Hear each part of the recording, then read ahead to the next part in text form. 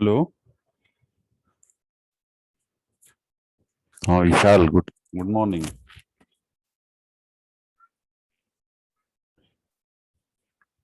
Vishal, am I Audible?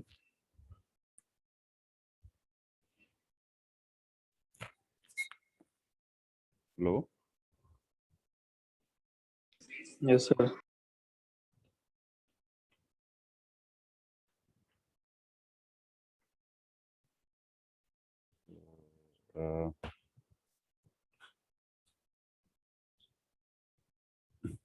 जी, बहुत अभी बच्चों ने ज्वाइन नहीं किया है, बल मैंने मैसेज भी डाल दिया था, नॉट ज्वाइंट। आइए होंगे सर। चलिए, कुछ आज हम आपको एनबीए के बारे में भी बताएंगे, थोड़ा सा जानकारी देंगे। ठीक है। एनबीए भी में आप लोग का भी एक बहुत बड़ा रोल है। ठीक है। थोड़ा सा मैं आइडिया दूंगा कि मतलब क्या चीज़ें आपको थोड़ी बहुत पता होनी चाहिए, ब्रीफली। ठीक है।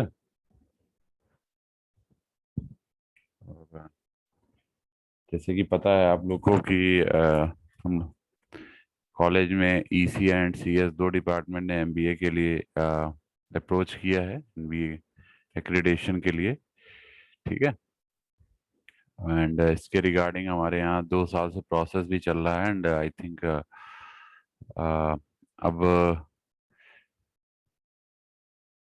With in this 2 month, within 2 month, I think the process will be also completed.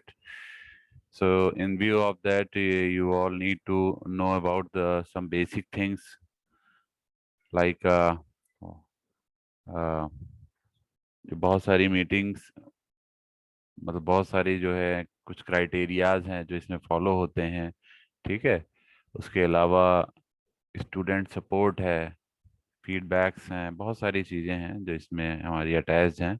आपका डॉक्यूमेंटेशन है रिगार्डिंग योर क्विजेज वगैरह जो भी कुछ होते हैं, या आप ट्यूट्स वगैरह देते हैं, everything will count. Clear. Class monitoring and so many things, सब कुछ हमारा इस क्राइटेरिया के अंदर शामिल है। ठीक है। Student ratio, faculty ratio. ठीक है। एंड ऑल्सो कुछ हमारे सीओ होते हैं, दैट इज कोर्स आउटकम, और कुछ पीओज हैं, प्रोग्राम स्पेस है ना, प्रोग्राम आउटकम, देन पीएसओज हैं, program specific outcomes, and your 12 POs होते हैं। एक्चुअली ये बनाया क्यों गया था, ये इसलिए बनाया गया था कि जो एक्रीडेशन, मतलब जो बच्चों में क्वालिटी होनी चाहिए, जो भी बच्चा पढ़ के निकल रहा है, ठीक है। आवाज आ रही बेटा मेरी सभी को? आवाज आ रही विशाल?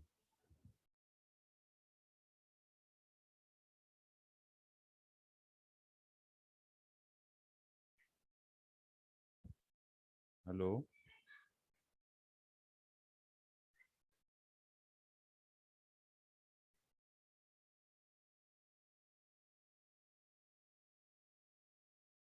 हेलो, आवाज आ रही है विशाल? ये सर आ रही है। अच्छा अच्छा। तो ये है हमारे यहाँ कुछ मतलब बच्चे और ज्वाइन कर लेते तो सही रहता, बच्चों ने नहीं ज्वाइन किया आज। सर एनबीए वाले हमसे इंटरेक्ट कैसे करेंगे? मतलब वो तो नहीं, वैसे अभी सर एक्चुअली क्वेश्चन। देखो ऐसा होता है ना कि एनबीए अभी जैसे चूंकि सब कुछ ये ऑनलाइन सब सिस्टम चल रहा है, ठीक है। तो इन व्यू ऑफ दैट ऐसा है कि मतलब हो सकता है वो ऑनलाइन ही सिस्टम चले, मीन्स आपसे डायरेक्ट ऑनलाइन वीडियो चैट के थ्रू आपसे या आपके पेरेंट्स से कुछ फीडबैक लिया जाए, ठीक है। फीडबैक से लेते हैं, ठीक है, कोर्स करिकुलम के बारे में या आपका जो भी सिस्टम है कॉलेज में, इन्वायरमेंटल सिस्टम, इसके बारे में, ठीक है।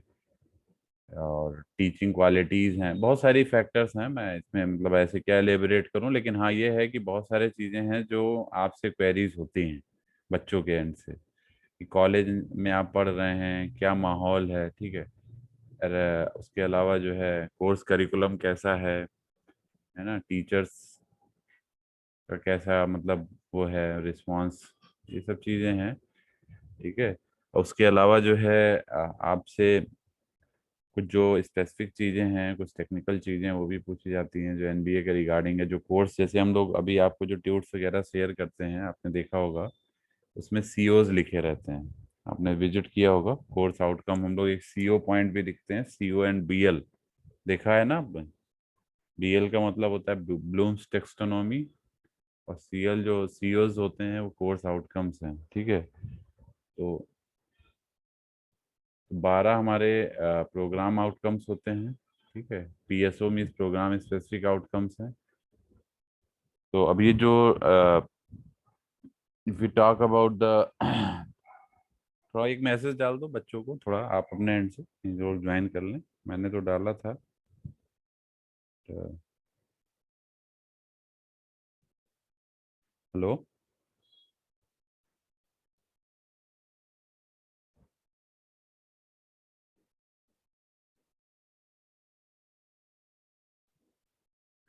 जैसे 12, जैसे एक्चुअली क्या होता है ना, इसकी वैल्यू क्या है, जैसे आप जो भी डिग्री, अगर आप एनबीए एक्रेडिटेड कोर्स में या कॉलेज से पढ़ पास हो रहे हैं, ठीक है, तो आपकी वैल्यू जो है, डिग्री की वैल्यू फॉरेन में भी रहती है। फॉरेन यूनिवर्सिटीज़ में आप अप्लाई कर सकते हैं, आप एलिजिबल हैं, आपकी डिग्री की वैल्यू मतलब मानी जाएगी। आपके कॉलेज चूंकि एनबीए एक्रेडिटेड है, तो उसका ये एडवांटेज आपको फॉरेन में मिलेगा, सबसे बड़ा चीज़ जो है, ठीक है। समझ रहे हैं बेटा? आपकी वहाँ पे वैल्यू मतलब वो एक्चुअली वहाँ पे जो यूनिवर्सिटीज़ हैं उनका ये मानना है कि कुछ एट्रीब्यूट्स होते हैं, जैसे हम पीओ की बात कर रहे हैं, प्रोग्राम आउटकम्स की, तो 12 हमारे प्रोग्राम आउटकम्स हैं बेसिकली। तो वो जो 12 प्रोग्राम आउटकम्स है, जैसे कि इंजीनियरिंग नॉलेज है, प्रोग्राम एनालिसिस है, प्रॉब्लम एनालिसिस है, design oblique development of solution है, conduct investigation of complex problems हैं, मॉडर्न टूल यूजेस है, इंजीनियरिंग इंजीनियर एंड सोसाइटी है, ठीक है, इन्वायरमेंट एंड सस्टेनेबिलिटी है, इथिक्स है, कम्युनिकेशन है, प्रोजेक्ट मैनेजमेंट एंड फिनेंस है, लाइफ लॉन्ग लर्निंग, ये सारे हमारे 12 पीओज हैं, ठीक है। जो पीएसओ एक होते हैं PSO, एक होते हैं PEO। ठीक है, एक होता है प्रोग्राम एजुकेशनल ऑब्जेक्टिव्स। ठीक है, तो एक प्रोग्राम स्पेसिफिक आउटपुट आउटकम्स होता है। तो वो क्या होता है कि जैसे जब आप फर्स्ट ईयर में एडमिशन लेते हैं तो आपके वो कुछ कॉमन ऑब्जेक्टिव्स होते हैं जो कि PEOs की कैटेगरी में आते हैं। ठीक है, और जब आप फर्स्ट ईयर, क्योंकि फर्स्ट ईयर पूरा कॉमन चलता है, ठीक है, तो उसमें आपका PEOs फॉलो होता है। ठीक है, जब आप फर्स्ट ईयर के बाद अपनी ब्रांच ओरिएंटेड पढ़ाई करना शुरू करते हैं सेकेंड ईयर और तब आप स्पेसिफिकली किसी ब्रांच के लिए आपका आउट कोर्स करिकुलम फॉलो होता है। ठीक है, तो उसको प्रोग्राम स्पेसिफिक हो जाता है वो। ठीक है, किसी एरिया में आप स्पेसिफिकली मूव कर रहे हैं तो that will be under the category of specific outcomes. Clear. और जो हमारे कॉलेज का होता है ओवरऑल जो हमारा है, वो जब आप फर्स्ट ईयर का करिकुलम पढ़ते हैं तो सारी चीज़ें मिक्सअप होती हैं, हर ब्रांचेस के सब्जेक्ट आप कुछ कोई ना कोई पढ़ते हैं, तो वो एजुकेशनल आउटकम्स के अंडर आता है। ठीक है, ये जो 12 POs हैं इनकी वैल्यू ये है कि सबसे बड़ी बात है, जैसे इंजीनियरिंग नॉलेज है तो फॉरेन की यूनिवर्सिटीज क्या कहती हैं कि अगर कोई बच्चा इंजीनियरिंग करके मतलब पढ़ के निकल रहा है तो उसके अंदर सबसे बड़ी चीज़ है कि उसको इंजीनियरिंग की नॉलेज है या नहीं है। ठीक है, इंजीनियरिंग को कैसे वो अप्लाई करता है। ठीक है, पढ़ना अलग चीज़ है, उसको आप अप्लाई कैसे करते हो, तो that is your engineering knowledge. ठीक है, इसके बाद जो सेकंड आपका आता है प्रॉब्लम एनालिसिस, कि मान लीजिए आपने नॉलेज गेन किया, then you have come to a certain problem. आपको पढ़ने के बाद या कुछ करने के बाद आपको एक प्रॉब्लम समझ में आती है कि सिस्टम में ये प्रॉब्लम है, आपको इस सिस्टम में इम्प्रूवमेंट की ज़रूरत है, तो आप प्रॉब्लम को एनालाइज करते हो। ठीक है, मेरी आवाज़ आ रही है बेटा? हेलो विशाल। यस सर, आ रही है। ठीक है, तो प्रॉब्लम एनालाइज करते हैं। ठीक है, ऐसे ही थर्ड आपका जो है design oblique development of solution है। जब आप प्रॉब्लम फाइंड आउट करते हैं तब आप उसके डिजाइन अप्रोच की तरफ बढ़ते हैं। ठीक है, या डेवलपमेंट करने की तरफ बढ़ते हैं कि इसका हम क्या सोल्यूशन निकल के आएगा। ठीक है, तो वो आपका design oblique development of solution हो गया। ठीक है, ये एक्चुअली 12 एट्रीब्यूट्स हैं जो यूनिवर्सिटीज आपसे एक्सेप्ट करती है कि अगर आपने इंजीनियरिंग का 4 साल का कोर्स पढ़ा है तो आपके अंदर ये एट्रीब्यूट्स होने चाहिए। अगर आपके अंदर ये एट्रीब्यूट्स नहीं है तो आपको वो मानता है कि आप उस आगे की फर्दर पढ़ाई के लिए आपकी जो है वो आपका अ, आप क्राइटेरिया को फुलफिल नहीं कर रहे हैं। ठीक है, आपके अंदर ये एट्रीब्यूट्स नहीं है। ठीक है, जैसे चौथा है आपका conduct investigations of complex problem. ठीक है, तो मतलब जो भी हमारी कॉम्प्लेक्स प्रॉब्लम है उसको कैसे इन्वेस्टिगेट करते हैं। ठीक है, कोई टफ प्रॉब्लम्स आती हैं कैसे आप उसको हैंडल करते हैं। ठीक है, ये चीज़ है। तो ये आपका कंडक्ट इन्वेस्टिगेशन कॉम्प्लेक्स प्रॉब्लम हो गया। ठीक, इसके बाद अगर हम बात करें नेक्स्ट जो हमारा है,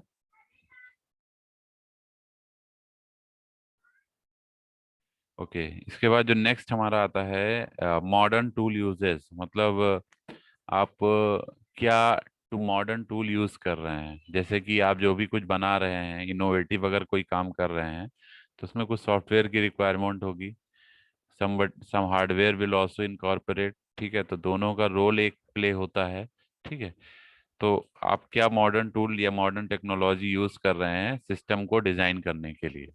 ठीक है, कुछ आपने अपने तरफ से अप्रोच किया है या नहीं किया है। ठीक है, इसमें आपका क्रिएट भी आता है, सेलेक्ट आता है, अप्लाई आता है, अप्रोप्रिएट टेक्निक्स आती हैं, रिसोर्सेज आते हैं, modern engineering and IT tools आते हैं।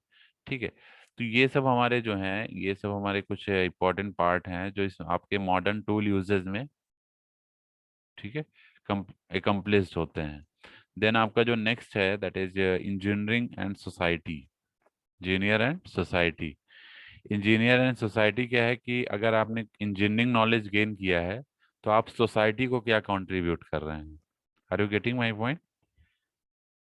जैसे आपने कुछ नॉलेज गेन किया तो आप अपनी सोसाइटी को क्या कंट्रीब्यूट कर रहे हैं, that is another important program outcome. Clear?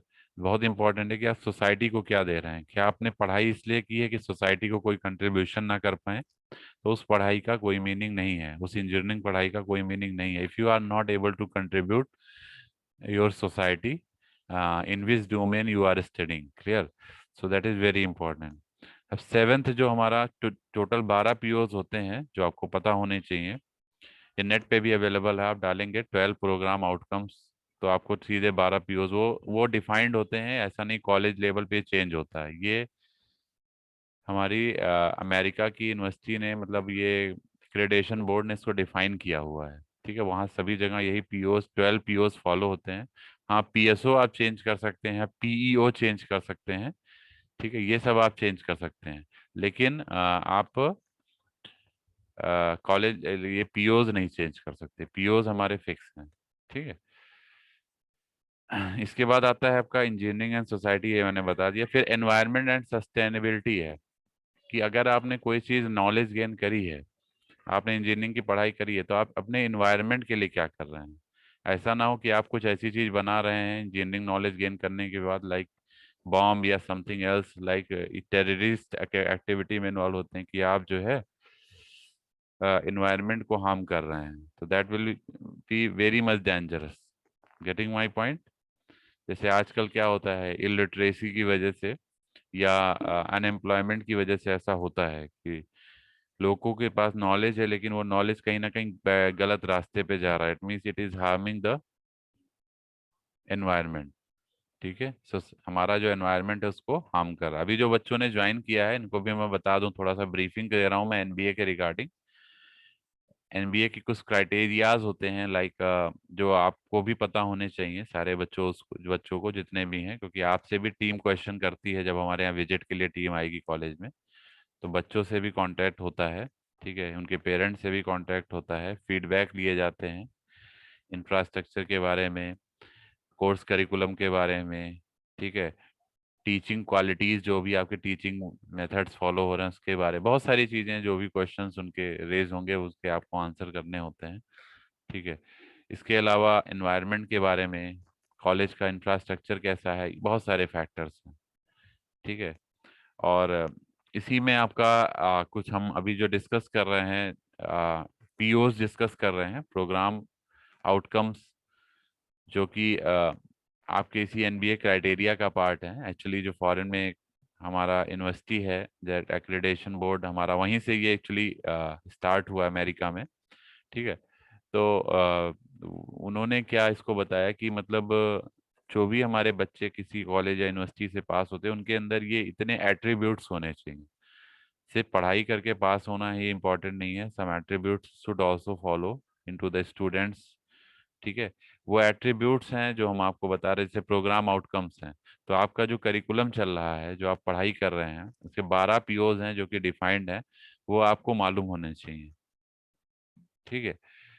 तो वो उसी के बारे में मैं भी डिस्कस कर रहा हूँ, लाइक योर 6 तक मैंने बता दिया था। पहला इंजीनियरिंग नॉलेज था कि मतलब आप इंजीनियरिंग की पढ़ाई कर रहे हैं, ये 12 पीओज आपको पता होने चाहिए एक एक करके, पॉइंट बाई पॉइंट। जैसे हेडिंग एटलीस्ट पता होनी चाहिए, ठीक है। इंजीनियरिंग नॉलेज में आपको इंजीनियरिंग की जो पढ़ाई जा रही है उसकी नॉलेज आपकी क्या है, ठीक है, जो आपने पढ़ाई किया है, तो that is in the category of engineering knowledge, ठीक है। इसके बाद आता है प्रोग्राम एनालिसिस। इंजीनियरिंग नॉलेज में आप इंजीनियरिंग को अप्लाई कैसे कर रहे हैं, ये भी बहुत बड़ा फैक्टर है। आप इंजीनियरिंग पढ़ तो रहे हैं लेकिन अप्लाई कैसे कर रहे हैं। उसके बाद प्रॉब्लम एनालिसिस है कि मीन्स आपने इतनी सब कुछ पढ़ाई किया, उसमें से कुछ प्रॉब्लम को आइडेंटिफाई किया, एनालाइज किया, ठीक है, that is under the category of problem analysis, ठीक है। इसमें आपका लिटरेचर रिव्यू आता है, जो आप स्टडी करते हैं पेपर्स को, रिसर्च पेपर्स को, ठीक है, ये सब चीज़ें इसी के अंदर आती हैं। फिर आता है थर्ड वन है design oblique development of solutions. आपने ये सब पढ़ने के बाद उसका क्या सोल्यूशन है, design and development of solution means जो आपने पढ़ाई किया या जो भी कुछ सीखा आपने, उससे आपने क्या डेवलपमेंट के रिगार्डिंग क्या किया, तो सॉल्यूशंस जो भी आपको मिले रिगार्डिंग डेवलपमेंट, तो उसकी तरफ आपको मूव करना है, that is design oblique development of solutions. Then आता है conduct investigations of complex problem, that is fourth one. तो जो भी कॉम्प्लेक्स प्रॉब्लम्स हैं उनकी इन्वेस्टिगेशंस, ठीक है, जैसे कुछ आप पढ़ाई कर रहे हैं, कोई चीज़ कॉम्प्लेक्स प्रॉब्लम्स आती हैं, जैसे मान लीजिए चाहे वो रिसर्च बेस्ड वर्क में आ रही है, चाहे आपका एक्सपेरिमेंट्स में आ रही है, चाहे इंटरप्रिटेशन ऑफ डेटा में आ रही है, चाहे सिंथेसिस में आ रही है, ये सब आपका conduct investigation of complex problem की कैटेगरी में आता है। इसका फिफ्थ वन है मॉडर्न टूल यूजेस, कि आप क्या मॉडर्न टूल यूज करते हैं, ठीक है, अपनी जो भी पढ़ाई आप कर रहे हैं, जो भी है ना, उसमें आपने रिसर्च ओरिएंटेड अगर कोई काम कर रहे हो तो उसमें क्या आपने मॉडर्न टूल को अडॉप्ट किया है। ठीक है, दैट इज अनदर पॉइंट। ठीक है, ये जो 12 पीओज हैं, इसके ये चीजें आपके अंदर होनी चाहिए पढ़ने के बाद, ये आपसे फॉरेन की यूनिवर्सिटीज एक्सपेक्ट करती हैं। अगर आपके अंदर ये 12 पीओज नहीं है पढ़ने के बाद भी, मीन्स आप अगर, और सबसे बड़ा एडवांटेज ये है, अगर आप एनबीए एक्रीडेटेड कॉलेज से पास होते हैं, आपका कोर्स एनबीए एक्रीडेटेड है, तो आपको फॉरेन यूनिवर्सिटीज में आगे फर्दर पढ़ाई का मौका मिलेगा, क्योंकि आपकी डिग्री वैलिड है प्रॉपर। ठीक है, कि आप एनबीए एक्रीडेटेड स्टूडेंट कहलाएंगे। ठीक है ना, ये चीज ध्यान रखिएगा। तो इसके बहुत बहुत पॉइंट्स हैं, आपकी डिग्री की वैल्यू बहुत है। इसके बाद आता है इन्वायरमेंट एंड, हाँ, इंजीनियरिंग एंड सोसाइटी, जो फिफ्थ पॉइंट है। सिक्स पॉइंट है इंजीनियरिंग सोसाइटी, की आपने पढ़ाई की तो आपने अपने सिस्टम को क्या दिया, आपने सोसाइटी को क्या कंट्रीब्यूट किया। क्या वो पढ़ाई केवल आप तक ही सीमित थी, या आपने कुछ सोसाइटी को भी कंट्रीब्यूट किया उस इंजीनियरिंग नॉलेज को। ठीक है, तो ये एक बहुत बड़ा फैक्टर है। इसके बाद आता है एनवायरनमेंट एंड सस्टेनेबिलिटी। आपने जो भी कुछ पढ़ाई किया, जो भी इंजीनियरिंग नॉलेज गेन किया, उससे एनवायरनमेंट को आप क्या कंट्रीब्यूट कर रहे हैं। ऐसा ना हो आप कोई ऐसी हार्मफुल चीज बना दे जो एनवायरनमेंट को ही डिस्ट्रॉय कर दे। ठीक है, तो ये खतरनाक चीज, मतलब ये गड़बड़ हो जाएगा। ठीक है, तो it means what are you contributing for your environment surrounding, that is very much important. ठीक है, जो भी आपने टेक्नोलॉजी सीखी है। ठीक है, इसके बाद जो नेक्स्ट हमारा पॉइंट है इथिक्स। इथिक्स के अंदर क्या आता है, इथिक्स आप लोग को पता होगा कि आप लोग को एथिकल प्रिंसिपल अप्लाई करने होते हैं। ठीक है, एंड कमिट करना होता है प्रोफेशनल इथिक्स से, दैट में इंक्लूड योर रिस्पॉन्सिबिलिटीज। ठीक है, and norms of the engineering practices. Clear, that is under the category of ethics. Ninth one is individual and team work. आपको टीम वर्क आना चाहिए। ठीक है, आप किसी कंपनी में भी जाते हैं तो एक टीम वर्क डिमांड करती है कंपनी। कॉलेज में है तो कॉलेज में आप किसी पोस्ट पे हैं तो वहां पे भी आपके अंडर में एक टीम होती है। आप टीम को कैसे कंडक्ट करते हैं, that is the very important point, that individual and team work. ठीक है, that you will function effectively as an individual and as a member of leader in diverse teams. Clear, in multidisciplinary settings. Then tenth one is the communication. It is very important. आप लोगों को भी पता है कि अगर आपने सब कुछ पढ़ाई कर लिया और आपकी कम्युनिकेशन स्किल पुअर है, तो आप स्टैंड नहीं कर पाएंगे कहीं पे। ठीक है, तो स्किल आपकी बहुत स्ट्रांग होनी चाहिए। ठीक है, आपका कम्युनिकेशन बहुत इफेक्टिव होना चाहिए। ठीक है, जो भी आप किसी कॉम्प्लेक्स इंजीनियरिंग प्रॉब्लम को भी आप अगर इलेबोरेट कर रहे हैं, तो आप अगर आप कम्युनिकेशन स्किल अच्छी है तो then you can elaborate easily. ठीक है, चाहे वो बहुत बड़ी प्रॉब्लम हो चाहे छोटी प्रॉब्लम हो, you can easily communicate that. ठीक है, डॉक्यूमेंटेशन इसी कैटेगरी में आता है कि आपका डॉक्यूमेंटेशन कैसा है, तभी आप इफेक्टिवली उसको प्रेजेंट कर पाएंगे जब आपका डॉक्यूमेंटेशन अच्छा होगा। क्लियर। 11th पॉइंट है आपका प्रोजेक्ट मैनेजमेंट एंड फिनेंस। ठीक है, ये बहुत इंपॉर्टेंट पॉइंट है। ये एग्जैक्टली डिमॉन्स्ट्रेट करता है कि आपकी अंडरस्टैंडिंग क्या है इंजीनियरिंग एंड मैनेजमेंट प्रिंसिपल को लेकर। उसको आपको अप्लाई करना है अपने काम पे, जो भी आप प्रोजेक्ट बना रहे हैं, जो भी आप काम कर रहे हैं, उससे आपको अप्लाई करना होता है। ठीक है, इसमें आपके कई सारे मेंबर्स होंगे, एक टीम लीडर होगा जिसके अंडर में सारा काम हो रहा होगा। ठीक है, तो एक मल्टी डिसिप्लिनरी एनवायरनमेंट क्रिएट होता है जिसमें प्रोजेक्ट आपका काम होता है। इसमें फिनेंस भी जुड़ा हुआ है, means your work will also attach with the financial support as well. Clear. उसके बाद जो एक सबसे इम्पोर्टेंट जो लास्ट पॉइंट है, लाइफ लॉन्ग लर्निंग, कि आप इतना सब करने के बाद, ठीक है, ये सब होने के बाद आपने अपनी लाइफ में सीखा क्या, आपका ये प्रोसेस लाइफ लॉन्ग लर्निंग है। ठीक है, तो ये आपको सीखा समझना है कि एबिलिटी आपके अंदर आनी चाहिए to engage in independent and life long learning in the broadest context of technologies change. ठीक है, आई थिंक ये सबको समझ में आ गया होगा। 12 पीओज हैं, ये आपको मत पता होने चाहिए, ठीक है। और आपसे जब एनबीए की टीम आपसे पूछ सकती है कि व्हाट आर पीओज एंड कितने पीओज का फुल फॉर्म क्या है, उसके प्रोग्राम आउटकम्स बोलते हैं उसको, उसके कितने हमारे पीओज डिफाइंड हैं, ठीक है। तो ये आपसे क्वेश्चंस आगे पूछे जाएंगे जब भी एनबीए का हमारे यहाँ विजिट होगा, ठीक है। आई थिंक ये समझ में आ गया सभी को पीओज के बारे में। बताइए बेटा। Yes sir. ठीक है। ये एट्रीब्यूट्स हैं एक्चुअली, फॉरेन यूनिवर्सिटीज इंडिया में तो अभी ये स्टार्ट मतलब इतना हमारे रेगुलर फेज में नहीं आ पाया है, क्योंकि बहुत सारे कॉलेजेस का एनबीए नहीं हुआ है अभी, ठीक है। बहुत सारे कॉलेजेस इस क्राइटेरिया को फुलफिल नहीं कर पा रहे हैं क्योंकि उनके यहाँ स्टूडेंट रेशियो कम है, ठीक है। तो इसके लिए ये होता है कि जो भी आप मतलब आपका जो रेशियो है वो सही होना चाहिए। जैसे मान लीजिए अगर हम 180 का इनटेक है तो हमारे पास एटलीस्ट 50% बच्चे होने चाहिए, then we can approach for NBA, ठीक है। अभी जैसे ईसी डिपार्टमेंट का हो रहा है तो ईसी का 3 साल का डेटा अगर देखा जाए, स्पेशली वो 3 साल का डेटा डिमांड करते हैं।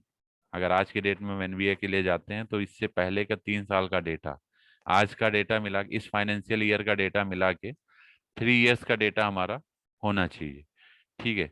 तो 3 साल का जो हमारा डेटा है उसको वो काउंट करते हैं। उन 3 साल के डेटा में आपका जो रेशियो होना चाहिए स्टूडेंट का वो एटलीस्ट 50% होना चाहिए टू द टोटल कैपेसिटी। जैसे आपने अगर कॉलेज की अगर सीट 180 की है तो मिनिमम 90 बच्चे होने चाहिए, 50%, टू फिलफिल दैट क्राइटेरिया। समझ में आ रहा है? तभी आप एनबीए के लिए अप्रोच कर सकते हैं, अगर नहीं कर सकते तो फिलहाल we are very fortune and you also कि हमारी ब्रांच का एक्रेडिटेशन हो रहा है, क्योंकि बहुत सारे कॉलेजेस में ईसी की स्थिति इतनी अच्छी नहीं है, but we are very much fortune that we are going towards the NBA accredited course. Clear? क्योंकि ईसी का अभी आपको पता होगा बहुत सारे कॉलेजेस में स्कोप तो अच्छा है इसी का, लेकिन सीट्स नहीं फुल हो पा रही हैं। तो इसके रिगार्डिंग मैं भी बता देता हूँ कि मतलब जो बाकी कॉलेजेस हैं they are not eligible for this. Clear? तो you are very much fortune to have NBA accredited to become an NBA accredited certified person. Clear? समझ में आ रही है बेटा सभी को बात ये? और आपका जो कोर्स होगा इसकी वैल्यू बहुत होगी, जो भी आप सर्टिफिकेट लेके यहाँ से पास आउट होंगे, क्योंकि आप हमेशा एनबीए एक्रीडेटेड स्टूडेंट कहलाएंगे। मतलब आपकी जो सर्टिफिकेट की वैल्यू है एनबीए एक्रीडेटेड कहलाएगी, ठीक है। उसमें कोई इफ एंड बट नहीं है, ठीक है बेटा? क्लियर है? इसमें किसी को कोई डाउट तो नहीं यस है सर। जितनी चीजें मैंने बताई हैं? जैसे देखिए, और अब ये तो पीओज हो गए, ऐसे ही कॉलेज का विजन एंड विशन मिशन होता है। पहले कॉलेज का होता है, फिर डिपार्टमेंट्स का होता है। डिपार्टमेंट के विजन एंड मिशन अलग होते हैं, कॉलेज का विजन एंड मिशन अलग होता है, ठीक है। तो जैसे अभी हम जैसे मान लीजिए डिपार्टमेंट के विजन एंड मिशन की मैं बात करूं, तो विजन हमारा क्या है? To create globally competitive electronics and communication professionals with strong values for the advancement of the nation. Clear? ये हमारा विजन है, ठीक है। To create globally competitive in electronics and communication professional with strong values for the advancement of the nation, ठीक है। कि हमें competitive environment create करना है for electronics and communication professionals के लिए, ठीक है, जिससे वो एक स्ट्रांग वैल्यू प्रोड्यूस कर सकें for the advancement of nation, ठीक है। तो ये हमारा एक विजन है, ठीक है। जो डिपार्टमेंटल है ये डिफाइंड है आपके कॉलेज में, हमारा जो विजन है वो डिफाइंड है। इसका मिशन की बात करेंगे तो 3 मिशंस हैं हमारे। फर्स्ट मिशन क्या है? To provide an ambiance of excellence in teaching and learning, replete with innovation, collaboration and research, ठीक है। तो this is your first mission. Second mission की बात करें तो टू इंस्टॉल ह्यूमन वैल्यूज। ये बहुत इंपॉर्टेंट पॉइंट है कि हमारे अंदर ह्यूमन वैल्यूज होनी चाहिए। आप एक सब्जेक्ट भी पढ़ते हैं, यूनिवर्सल ह्यूमन वैल्यूज। क्लियर? तो to install human values, social obligations and national responsibilities. ये हमारा मिशन का सेकंड पार्ट है। 3 मिशन है जिसमें से सेकंड ये है कि हमारे अंदर ह्यूमन वैल्यूज होनी चाहिए, सोशल रिस्पॉन्सिबिलिटीज पता होनी चाहिए, और नेशन के प्रति रिस्पॉन्सिबिलिटी, राष्ट्र के प्रति। ठीक है, कि राष्ट्र के लिए हमारा क्या रोल है, हम पढ़ाई कर रहे हैं उसमें हमारा, हम क्या कंट्रीब्यूट कर सकते हैं अपने नेशन के लिए। That is your second and very important mission. Third mission की बात करें तो to promote a learning ecosystem for progress and development of all in the department. ठीक, मीन्स हमें प्रमोट करना है एक लर्निंग एनवायरनमेंट या इकोसिस्टम, प्रोग्रेसिव इकोसिस्टम होना चाहिए, बढ़ता रहे। मतलब ये ऐसा ना हो कि आप का जो इकोसिस्टम है वो लैग कर रहा हो, ये प्रोग्रेसिव होना चाहिए। और डेवलपमेंट ऑफ डिपार्टमेंट के लिए होना चाहिए, कि आपके डिपार्टमेंट में जो डेवलपमेंट है उसके रिगार्डिंग ये होना चाहिए। ठीक है, क्लियर है? ये हमारे विजन एंड मिशन है। ठीक है, अब हम आते हैं पीएसओस पे। तो हमारे दो पीएसओस हैं जो डिपार्टमेंटल वाइज हैं, जिनको हम प्रोग्राम स्पेसिफिक आउटकम्स भी बोलते हैं। ठीक है, इसमें पहला पीएसओ है able to apply fundamental concept of electronics to design and develop electronic systems. This is your first PSO. ठीक है, ये आपको पता होना चाहिए। जो डिपार्टमेंट के पीएसओ हैं, कितने पीएसओ हैं? दो पीएसओ हैं। इनका फुल फॉर्म क्या है? Program specific outcome. कितने पीओज हैं? 12 पीओज हैं। ये 12 पीओज डिपार्टमेंट या कॉलेज नहीं डिफाइन करता, ये ऑलरेडी डिफाइंड है फॉरेन यूनिवर्सिटीज से, एक्रेडिटेशन बोर्ड से। ये पीओज कभी चेंज नहीं होते। ये 12 पीओज जो भी हमने पहले बताए हैं आपको, एक एक पॉइंट बाई पॉइंट, वो चेंज नहीं होते हैं। वो आप नेट पे डालेंगे, वो 12 पीओज फिक्स होते हैं। ठीक है, आपकी फॉरेन कॉलेजेस या यूनिवर्सिटीज जो भी हैं वो आपसे ये डिमांड करती हैं कि आपके अंदर इतने एट्रीब्यूट्स होने चाहिए if you are an engineering graduate person. ठीक है, ये ध्यान रखिए। हाँ, तो पहला पीएसओ आपको मैंने बताया, apply to able to apply fundamental concept of electronics to design and develop electronic systems. Second PSO है proficient in uses of popular and specialized software for the development of quality electronic systems। आपके अंदर proficiency होनी चाहिए। ठीक है, कि आप एक स्पेशलाइज सॉफ्टवेयर पे काम कर रहे हो, आपको पता हो, किसी एक पर्टिकुलर टूल की नॉलेज होनी चाहिए आपको, जिससे आप कुछ क्वालिटी डेवलप कर सकें अपने इलेक्ट्रॉनिक सिस्टम में। ठीक है, मैं थोड़ा सा इसको आपको जनरल वे में समझाने की कोशिश कर रहा हूँ, जिससे ये चीजें माइंड में बैठ जाए। आपको कोई ऐसा नहीं है कि आपको एकदम रटा होना चाहिए, आपको केवल उसके बारे में पता होना चाहिए। ठीक है, जैसे पहला आपका क्या था, आपको फंडामेंटल कॉन्सेप्ट पता होने चाहिए अपने इलेक्ट्रॉनिक्स सब्जेक्ट के बारे में। जैसे फंडामेंटल्स मीन आपकी बेसिक इलेक्ट्रॉनिक्स आ गया। ठीक है, और बेसिक चीजें जितनी भी सब्जेक्ट से बेसिक चीजें, बेसिक इलेक्ट्रॉनिक्स हो गया।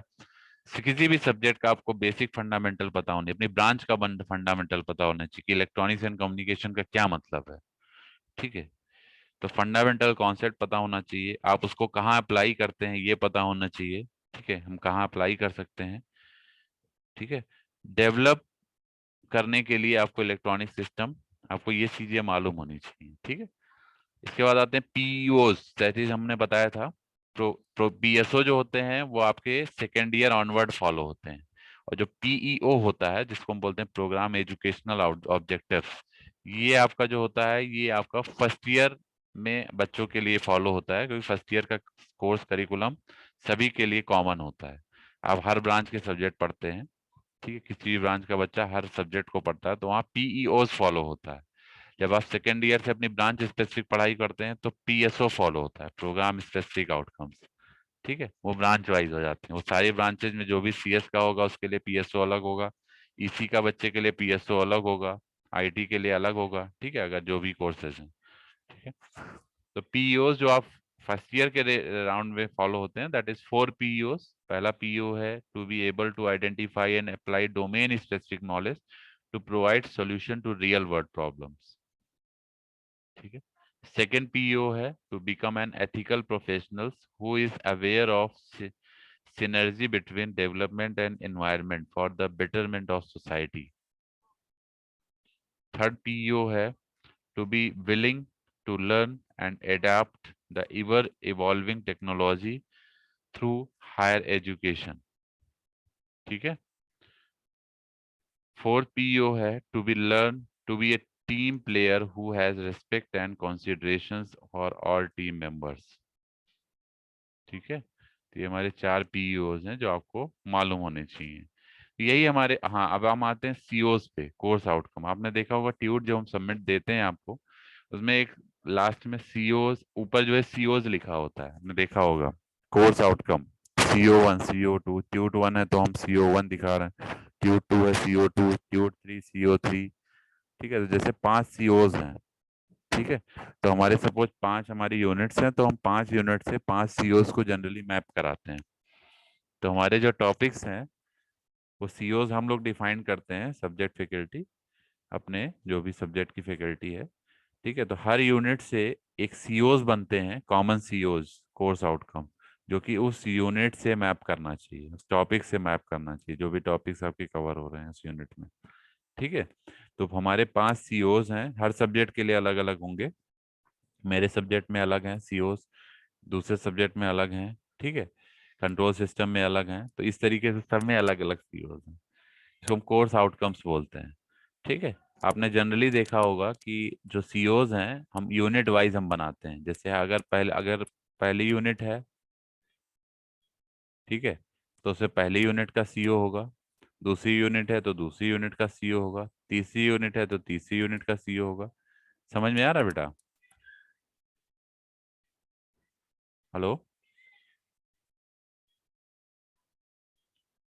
Are you getting my point? सभी लोग को समझ में आ रहा है जो बता रहा हूं मैं?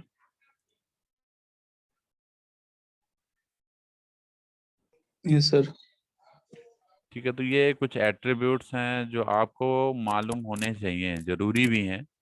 अगर आपको पता होगा तभी आप कुछ आगे की तरफ अप्रोच कर पाएंगे, क्योंकि ये चीजें ऐसी है ना कि आपको नॉलेज इनकी होनी चाहिए। ठीक है, नॉट ओनली सब्जेक्ट नॉलेज, आपको हर चीज की नॉलेज होनी चाहिए। ठीक है, तो ये चीज ध्यान रखिएगा। अब हम आते हैं अपने, चलिए ये तो हमने आज डिस्कस कर लिया थोड़ा सा। ठीक है, आपको रेगुलरली मैं थोड़ा थोड़ा इसके बारे में बता दूं, जिससे आपको ये लर्न हो जाए सब चीजें। ठीक है, तो अब हम आते हैं अपने ट्यूटोरियल पार्ट पे। ये बताइए बेटा कि ट्यूट में हमने कहाँ तक, मतलब हमारी ट्यूट हो गई थी, सेकंड वाली,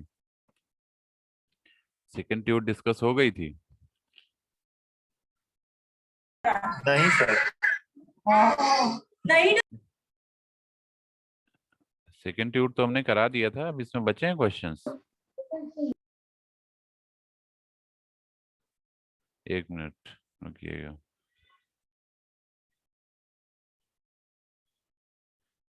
सेकंड ट्यूट के क्वेश्चंस बचे हैं अभी? कौन से क्वेश्चन बचे हैं?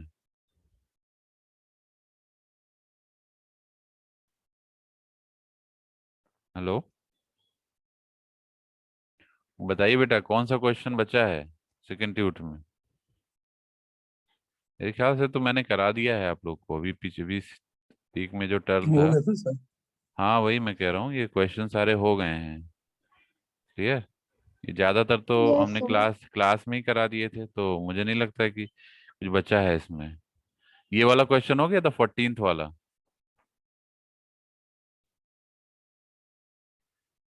14th हो गया था बेटा? देखिए, magnetic flux line is received to the iron air boundary at an angle of incidence 60 degree. Determine the angle of reflection at the boundary near. The relative permeability of iron is 350। हो गया था ये? Hello, बताइए बेटा हो गया था कि नहीं हुआ था?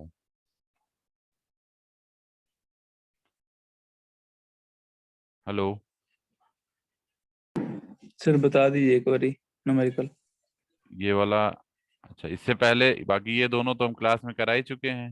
मैग्नेटिक बाउंड्री कंडीशन भी करा चुके हैं, मैक्सवेल इक्वेशंस यस भी सर। बता चुके हैं इंटीग्रल और डिफरेंशियल फॉर्म में। ठीक है, ये बोला था आपको खुद कर लेना है, फिजिकल इंटरप्रिटेशन आपको देखना है मैक्सवेल इक्वेशन का क्या है। ठीक है, बाकी जो मैक्सवेल की 4 इक्वेशंस हैं, ये इनकी नंबरिंग्स डिफाइन है, ये ध्यान रखिएगा। आप इसमें चेंज नहीं कर सकते हैं।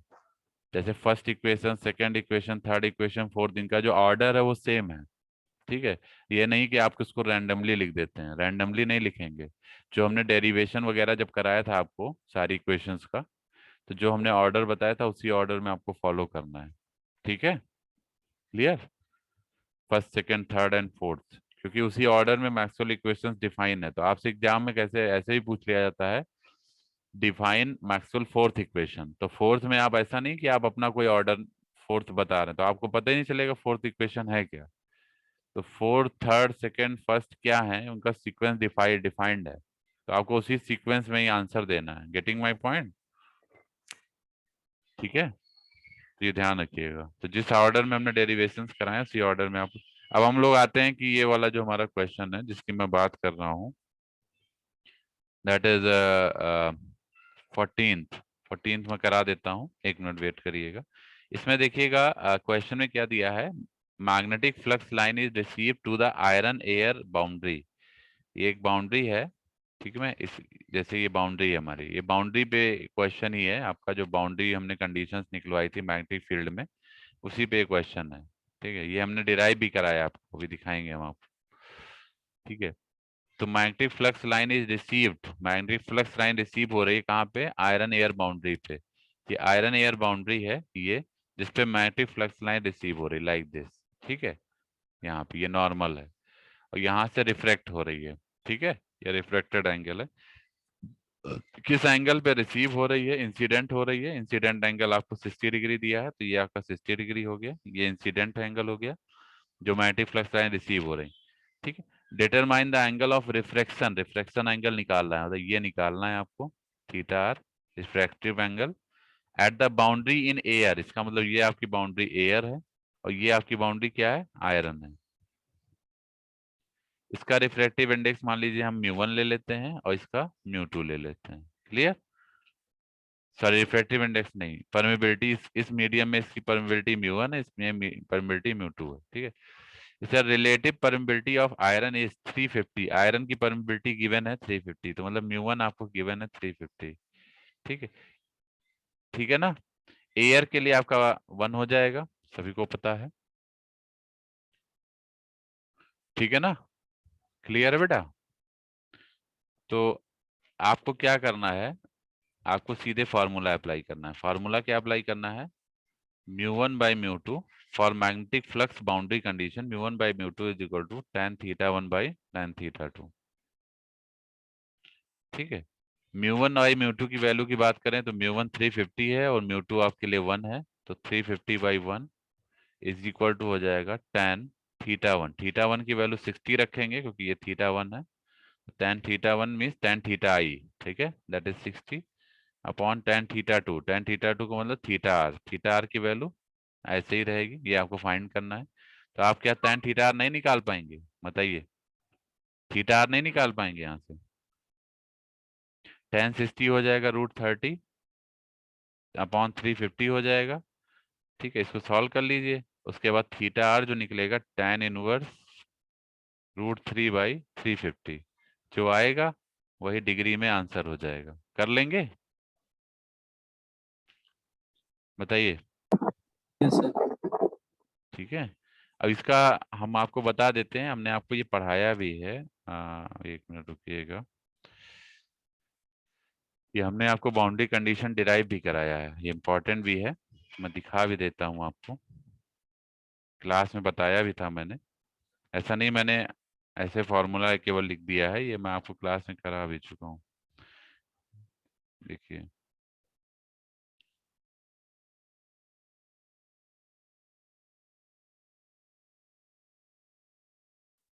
ये देखिए मैग्नेटिक बाउंड्री कंडीशंस मैंने बताई थी, ये देख सकते हैं।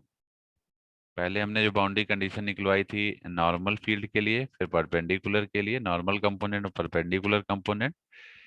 इसके बाद टेंजेंशियल के लिए फाइंड किया था, ठीक है। इसके बाद जो ये वाला पार्ट ये देख रहे हैं ना, ये जहाँ पे मैग्नेटिक फ्लक्स लाइन है जो कि एक मीडियम से आ रही है दूसरे मीडियम में पास हो रही है, तो हमने यहाँ पे ये चीज निकाला था।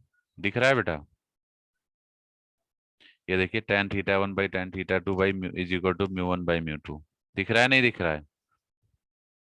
आप अब यहाँ पे हमने जब कराया था तो इसको म्यू2 लिया था, इसको म्यू1 लिया था, कोई दिक्कत नहीं है। आप इसको म्यू1 इसको म्यू2 ले सकते हैं, ठीक है। इसको मीडियम 1 इसको मीडियम 2 ले सकते हैं, उससे कोई प्रॉब्लम नहीं है, ठीक है।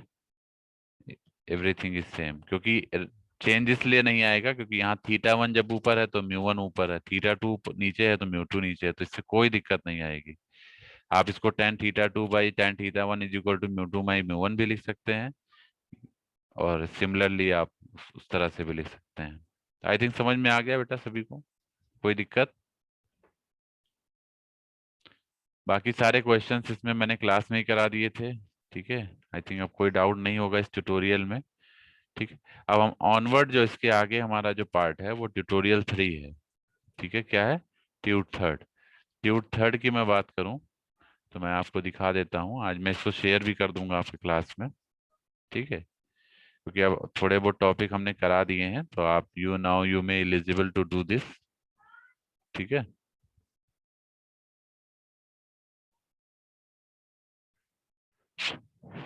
तो ट्यूट थर्ड में शेयर कर रहा हूँ, एक मिनट रुकिएगा।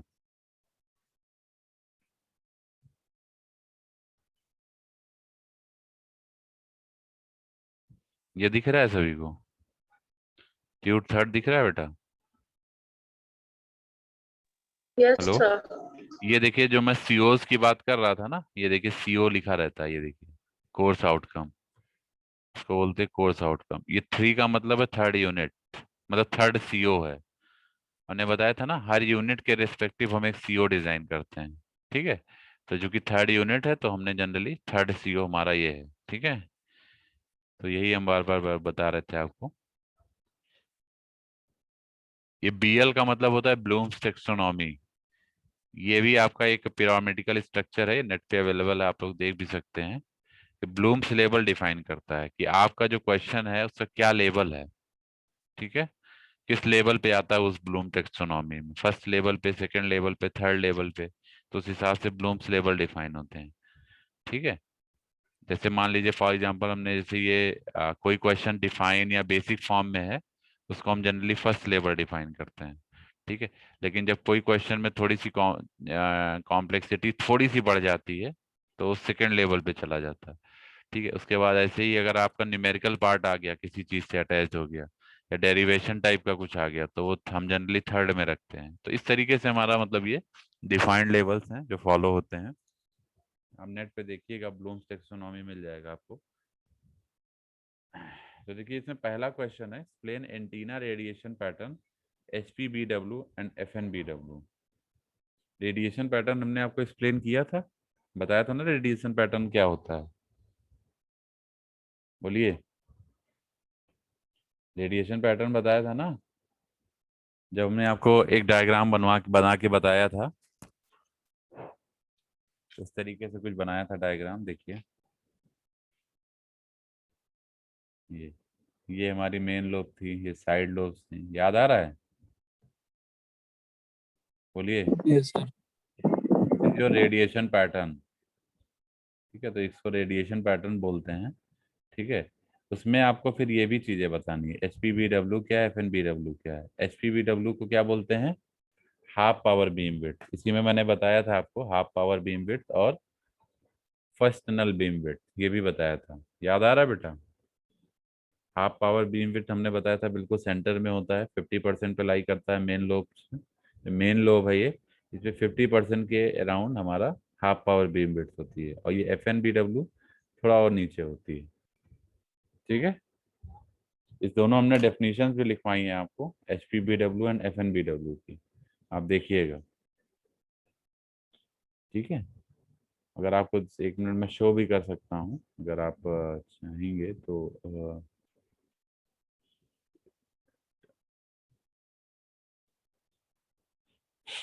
मैं आपको इसको दिखा भी सकता हूँ, वेट करिएगा। ये दिख रहा है सभी को? This is visible? Is it visible to all of you?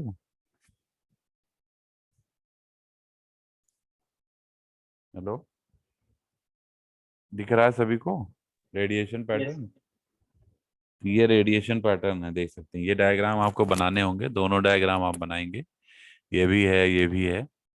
इसके ये वाला जो पार्ट है, यही मेनली आपका बीम पैटर्न है, ठीक है। ये इसमें जो बिल्कुल इस मेन लोब के जो सेंटर में लाइन आ रही है, that is your half power beam width. थोड़ा जो यहाँ ऊपर की तरफ है, या यहाँ हम नीचे भी दिखा सकते हैं, यहाँ पे सेंटर से नीचे, सेंटर के ऊपर, that is your first null beam width. Clear? ये ध्यान रखिएगा। तो ये हमने आपको कराया था, ये देख सकते हैं। ये भी डायग्राम बनाना है आपको, ये बनवाया भी था मैंने, बताया भी था आपको। इस पे दोनों चीजें दिखानी है आपको, फर्स्ट नल बीम विड्थ तो हाफ पावर बीम विड्थ। ठीक है बेटा, क्लियर है?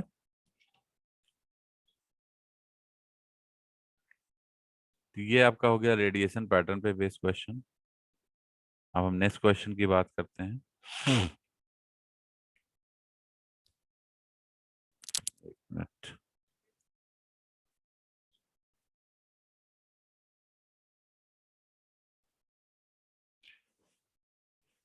फिर से मैं ट्यूट आपको शेयर कर रहा हूँ।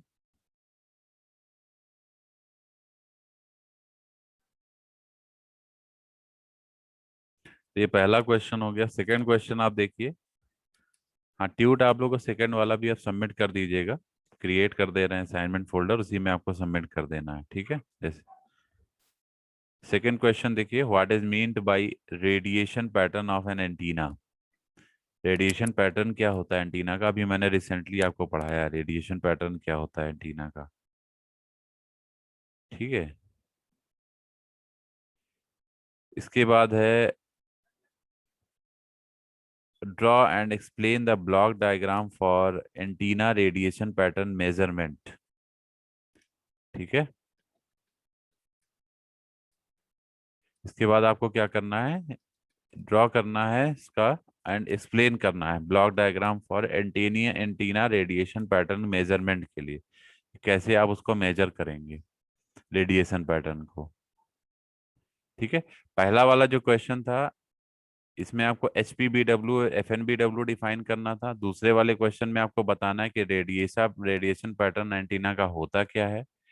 ठीक है, और उसको ब्लॉक डायग्राम के फॉर्म में मेजरमेंट आपको बताना है, कैसे हम रेडिएशन पैटर्न मेजरमेंट करते हैं, ये डिफाइन करना है। ठीक है, थर्ड क्वेश्चन है an antenna with effective aperture of 5 meter square has given RF signal of 1000 megahertz. Calculate antenna beam area. Beam area हमने आपको बताया था, solid angle is your beam area. तो उसका फार्मूला भी हमने बताया था। क्या बताया था, याद आ रहा है किसी को? बीम एरिया कैसे निकलेगा, बताइए। थर्ड क्वेश्चन कैसे करेंगे? बीम एरिया निकाल, बीम एंगल मतलब आपको सॉलिड एंगल निकालना, कैसे निकालेंगे?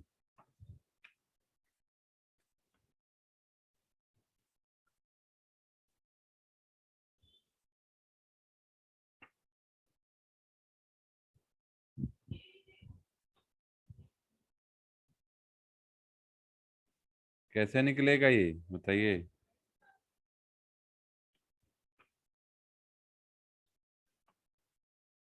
हेलो, सर पावर को इंटीग्रेट करना होता है। सॉलिड एंगल का क्वेश्चन हमने आपको बताया था ना, सॉलिड एंगल क्या होता है? नहीं सर। सॉलिड एंगल बताया था ना, क्या होता है? सॉलिड एंगल निकालना है आपको। सॉलिड एंगल क्या होता है, क्या बताया था मैंने? बीम एरिया जब बताया था, एंटीना बीम एरिया। सब पावर रेडिएटेड होता है ना, पावर रेडिएट होता है। क्या होता है, क्या बोल रहे हो बेटा?